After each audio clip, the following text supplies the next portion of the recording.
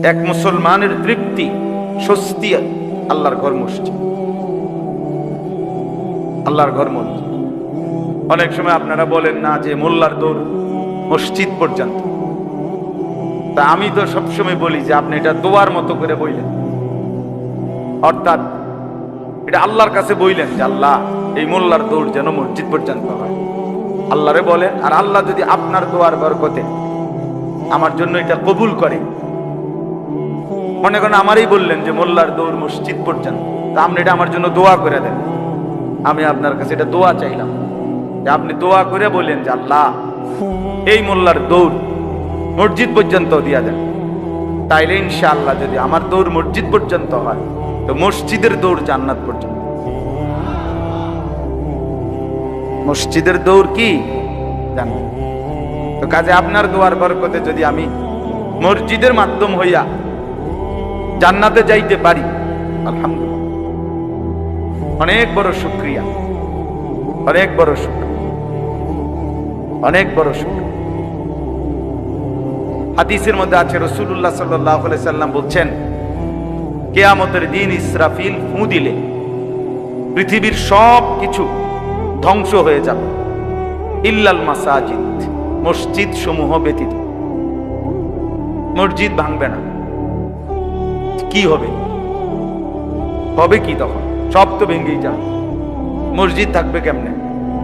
আল্লাহর নবী সাল্লাল্লাহু আলাইহি সাল্লাম বলেন, এক মসজিদ আরেক মসজিদের সাথে মিলিত হবে, জুড়ে যাবে। সব মসজিদ আল্লাহর ঘর কাবার সাথে মিলবে, একসাথে জান্নাতে চলে যাবে।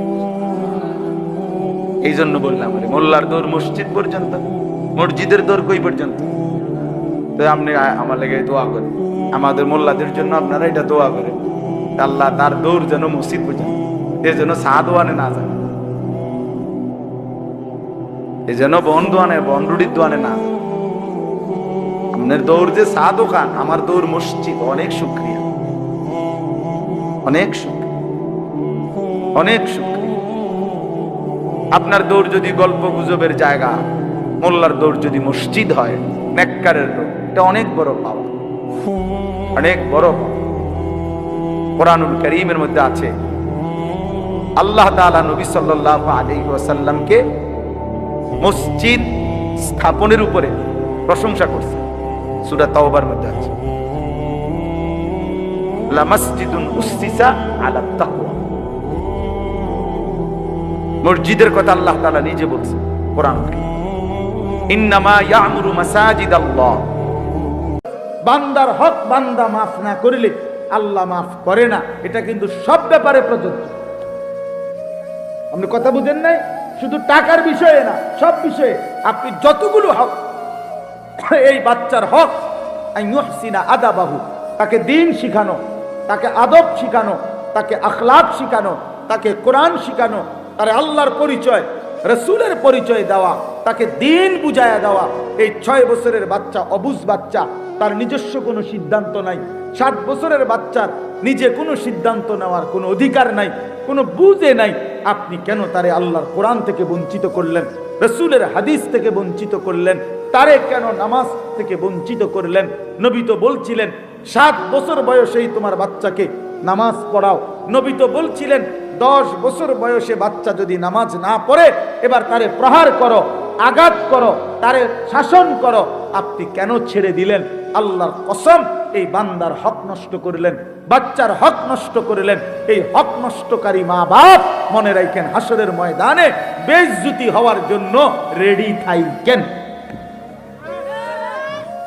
ওই মা বাপকে এই সন্তান বেইজ্জতি করবে, কোরআন শরীফ আছে। বেইজ্জতিটা কেমন আইটেমের হবে?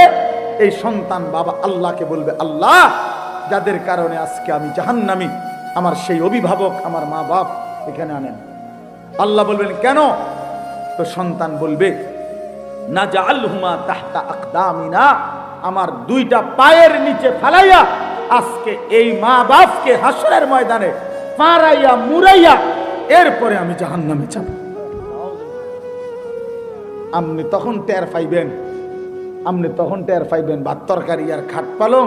আপনি তখন শিক্ষারে কইবেন, পুত আরে সোফারে কাল লাগে রে বানাইলাম, আরে সোফারে আরে আলমারি রে, আরে বিল্ডিং রে, ফুট তুই তো হুতে আসিলি, আমি নিজে মেস্তুরি ইট গাইতে গেছে, আমি নিজে ফানি দিছি রে ফুট, 4টা ডালাই দিবার পরে 15টা দিন টানা আমি ফানি